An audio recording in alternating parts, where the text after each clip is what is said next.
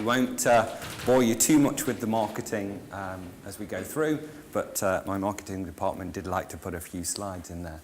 Effectively, ebecs is an all-up Microsoft practice, so we cover everything from ERP and CRM systems, cloud and web hosting, all the way through to the bit that I look after, which is analytics, IoT and data.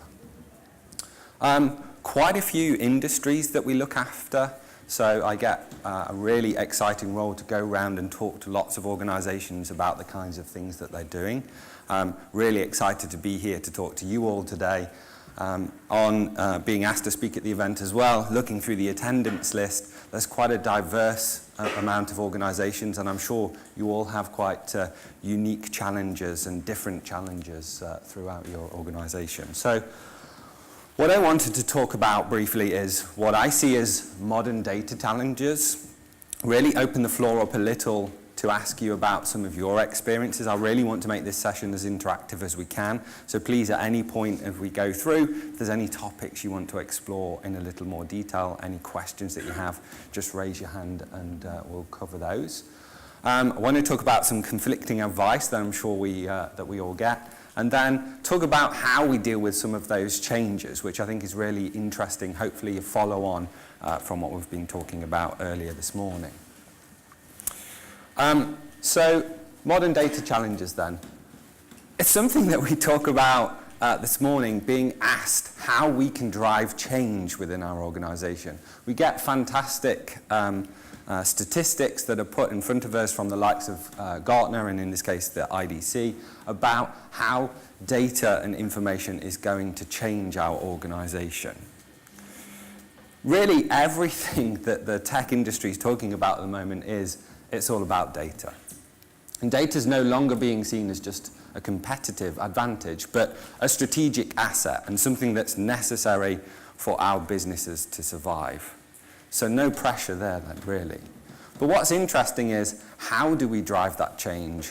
Where does that change come from? And I think it's a topic that, while we've touched on, is worth a little bit more investigation. Just a show of hands, has anybody heard of the one-bit problem? Any hands? Just me.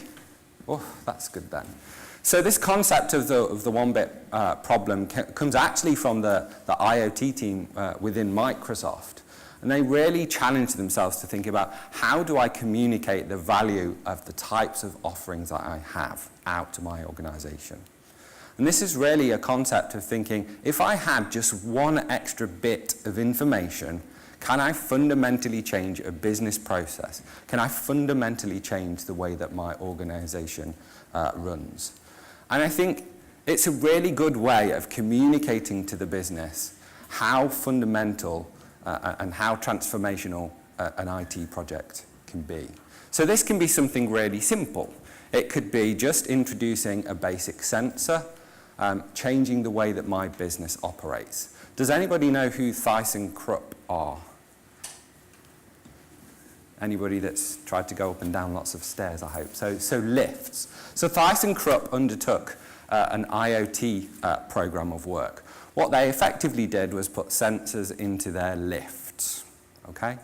Now, the original driver for that was quite simple. If I put a sensor into a lift, can I ensure that that lift is operational a higher percentage of the time? Pretty simple, really. We're in the business of moving people between floors. How do I make sure that that continues to happen? And what they did was, after a while, realized that actually now I have that extra one bit of information about that actual lift itself, what it's doing, when the voltages are spiking. I know that the motor's about to wear out, or the vibration sensor is telling me that it's moving a little bit more as it's going through the floors. I need to go out and service it effectively. But what they were able to do was completely change the way that they handled their SLAs. They could ensure they had a much higher uptime, but they also changed the way that they billed the customer.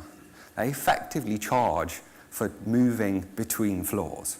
So instead of saying, hey, do you know what, you're going to have to buy this elevator, you're going to have to implement it, you're going to have to pay me a service charge to come out and service it regularly, they completely changed that mechanism to one where they pay for effectively moving between the floors. So completely changed the way that not only they were able to service their asset, but also the way that they build the customer. So back to challenges with data. I think we all are in a situation where I think, from my perspective, with a data background, we've got the most disruptive technologies that I've ever seen in my career. There are technologies that are being presented to us that really were the remit of very high-end organizations that had huge pots of money. Technologies have filtered down.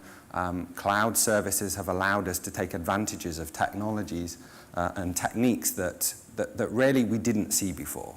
AI wasn't something that probably any organization that's inside the room today had the ability to take advantage of, but now with a simple credit card and a quick tap on a website, we can get that kind of capability in the business. But there are challenges that are introduced through needing to take care of those different types of emerging technologies, those different types of skills that are required, the different governance that's required. And this is coming not from just one direction, but from all areas within our organization. We're being bombarded with information. What I find just as interesting is we're under pressure to take care of not only the data from within inside our organization, but outside of our organization. The things that people are saying about us and our products on social media is just as important as the manufacturing information that tells us why that particular item may have failed. So it's a really big challenge to take care of all of those different factors. We're being asked to take care of data workloads that are structured, semi-structured, and unstructured. And these are being imposed upon us by these new types of applications, which are built architecturally in a very different way from the things that we've seen before. Just out of interest, how many people in the room are genuinely dealing with unstructured and semi-structured data sources? Yeah?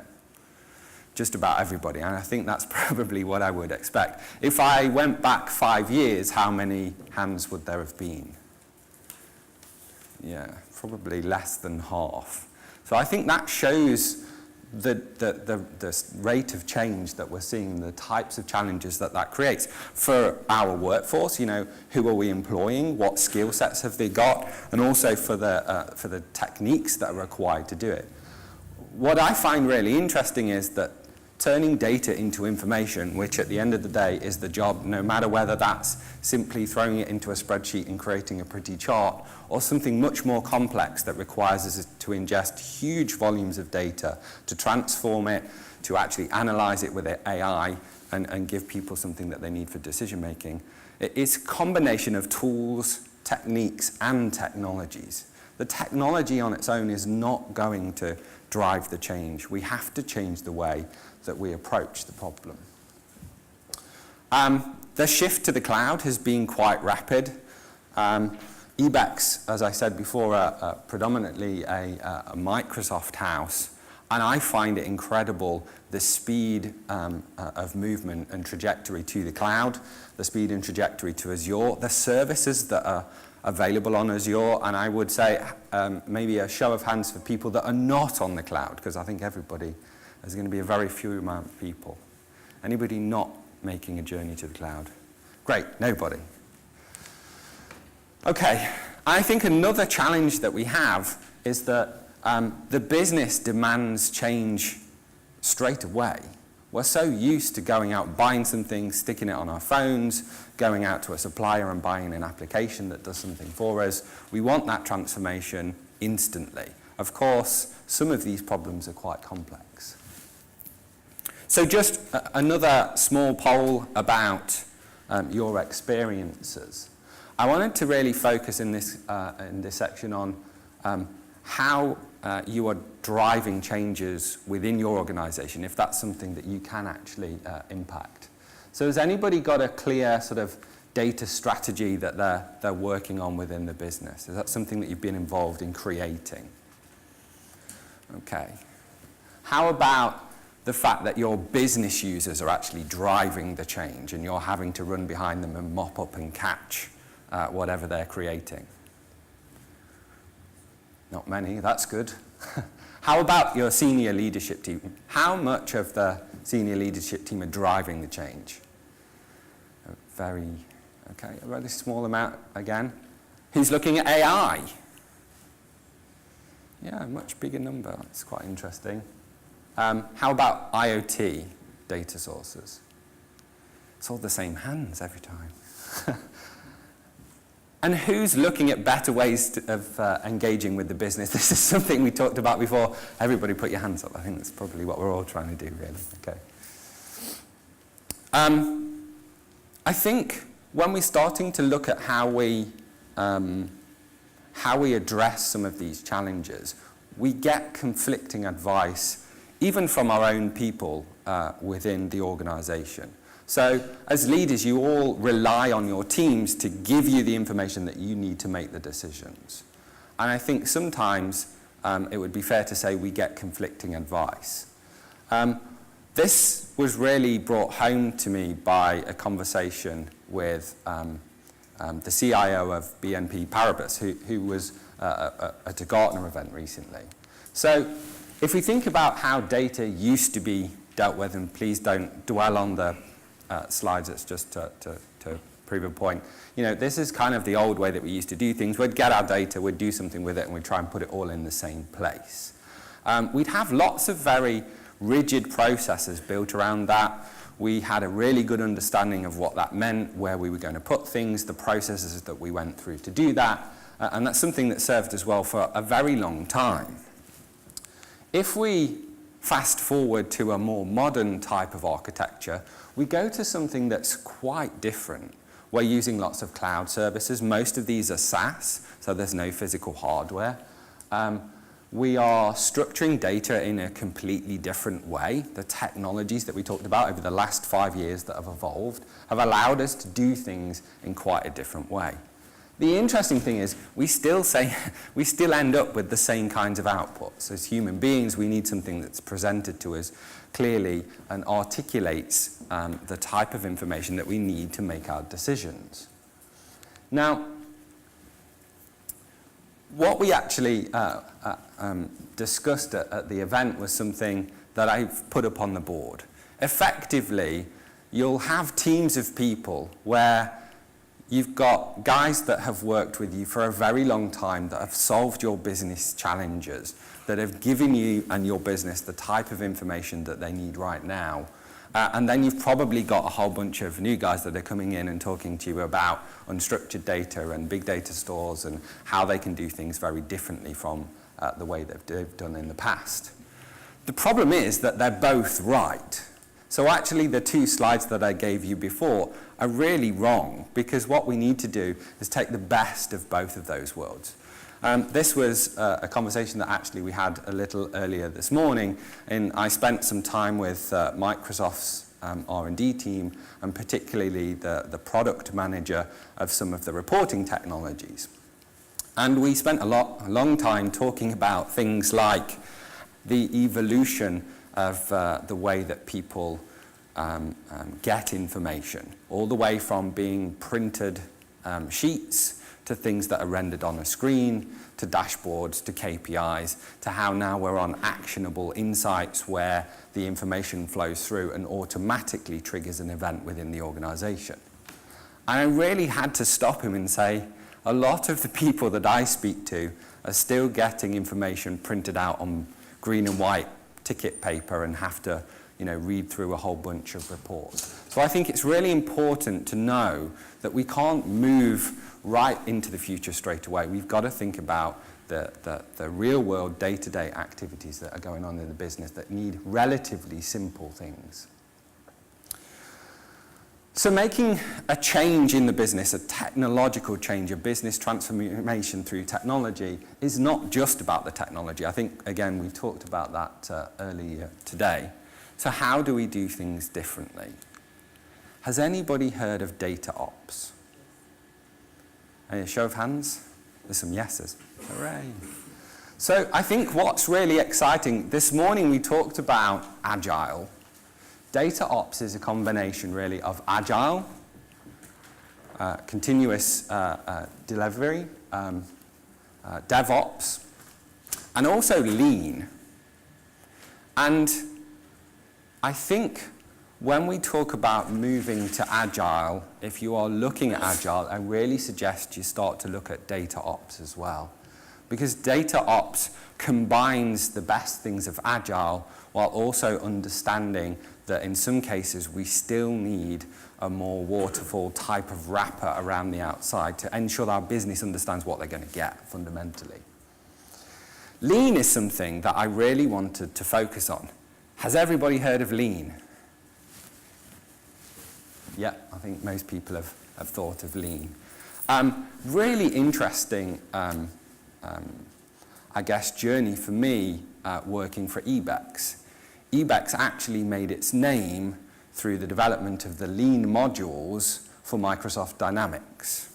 So if you have a Microsoft Dynamics ERP system, all of the lean modules that are in there were actually created by ebecs. So I was lucky enough to have quite a lot of resources within the organization that understood lean. But those lean principles really are one of the most important things in addressing some of the challenges that I think we talked about with the panel this morning, which is not trying to undertake a complete business transformation in one go, not a 3-year program. Do just enough to make a difference. Focus on what's required to change your business and keep it restricted to just the things that are going to make the change. We call it just enough data modeling within ebecs. And that could mean, hey, you know, if the information's coming through in a very simple structured format, it just needs to be manipulated to come out the other side as something that our execs can read and make decisions upon, then that's just enough. If it's a really complicated unstructured data source that needs to have a lot of processing, then of course the solution to that problem is going to be much more complicated. But again, just enough data modeling as we go through. More practical things, and I'm more than happy to take questions on any of these, by the way, if anybody has any, but more practical things, it made me reflect on where I started within the data and BI world, and that was starting by creating something called a strategy map. Does anybody do strategy mapping anymore? Has anybody got a strategy map? It's a really practical way of capturing the things that are important to your organization. What I find from a data perspective very often is we focus on key performance indicators or key value indicators as something that's driving our business. Actually, there's a layer above that. I had a really interesting conversation with a plastics manufacturer who effectively makes the roofing plastics and gutterings and drain pipes and things like that. And I said, let me really understand how you know that your business is doing well. And he said, Paul, I just need to know the amount of trucks full of plastic that are leaving the business. Great, okay. He wasn't too interested in the detail. But drill down a little further, and actually to ensure that there are more vehicles going out of the business, we need a little bit more of information. A strategy map's a really good way of articulating what things are important to the business. I think this is something that you can actually help your board members with as CIOs to really pick out those one-bit problems or those business transformation opportunities that we talked about before. Very often when we go through these processes, and this should be done with board members, whoever heads up that particular part of the organization, we're really trying to understand, not at a KPI level, not how do we measure it, but what type of things are important within your particular area. So right down here, we've got learning and growth, and we've got voluntary attribution, right, as something that's interesting. At this point, we're not interested in how we measure that particularly. We're just trying to say, how do you know that your particular part of the business is doing well or not? The financial ones tend to be relatively straightforward and relatively well known, although there can be some curveballs. What we found in going through these processes very often is, actually, do you know what? We don't capture the information that's required to answer this problem. So that's what helps us understand, how do we move forwards? What type of things are going to help, are going to transform my organization? What are the opportunities for technology to help to drive that change? So it's something, again, more than happy to talk to anybody about in a bit more detail, but we'll move on just for now. Another thing is for us to embrace a bimodal delivery of analytics. One of the things that I see very often is successful pockets of things like Tableau, Power BI, and Click. I'm sure we've all seen this. You know, somebody's going to go off and say, I've got a guy that can learn Tableau, and we'll end up with lots of little pockets of development that's going on. And actually, do you know what? That's fine. We should actively encourage that kind of behavior. We need to empower the business to be able to solve its own problems. We should, I would argue, govern the data that's available to them and ensure that it's of a good quality, that's for sure. But we should actively encourage that. But the corporate analytics is really important. The top-down type of analytics, which actually, I think, has kind of fallen to the wayside a little bit because people think that these new reporting technologies mean that we don't need to do that anymore. But if we go back a little bit as well and think about that strategy map, the things that we monitor, the KPIs that we define, which is the next step under a strategy map, actually change the way that the business functions. And I've seen this in action. I've seen an assumption that reducing debtor days down to 30 days is the right thing to do. And that was driven by the credit control manager within an organization. What does that mean to that credit control team? Well, it means they go pretty hard after anybody that owes them money. They might put people on stop until the debt is paid. All of those kinds of things happen. They get relatively uncomfortable. Customers are not too happy. Now, if your strategy is to grow your customer base, is to focus on expanding your footprint, then that's actually quite a disruptive thing to do. So if we don't have that high-level, top-down corporate analytics, that top-down strategy map that's telling the organization, you know, what are the ethics of this business? What are we actively trying to do? We can end up with an organization that's kind of run away with itself and is being driven actually by that bottom layer. Just when we think about data, we're really trying to do these 4 basic things. We call them CARD fundamentals: capture, analyze, report, and discover. And this applies to absolutely everything we do. Who has data scientists? Yeah. What do data scientists do? They do the discover bit, right? They're kind of saying, well, here's a load of information, go find me something that's useful. The discover phase actually transcends all of the different, the other stages of capture, analyze, and report. They're feeding in and out at each of those points. And when I talk about a data architecture, this is kind of what I mean at the very highest level. We're not talking about the technologies, we're talking about the functions that we're providing to our business. Everything else kind of fits on the back of that. Has anybody ever seen CARD fundamentals before? That's a few slides that are new concepts, great. And really, what I'm seeing from some of the best organizations is that they're creating a manifesto. The top one is something that we spoke about with the panel earlier this morning quite a lot, so I was quite pleased that that came up, right? Creating that synergy between the business and the technology. And data ops does that. You know, your team of delivering data into the business should include those business users as well.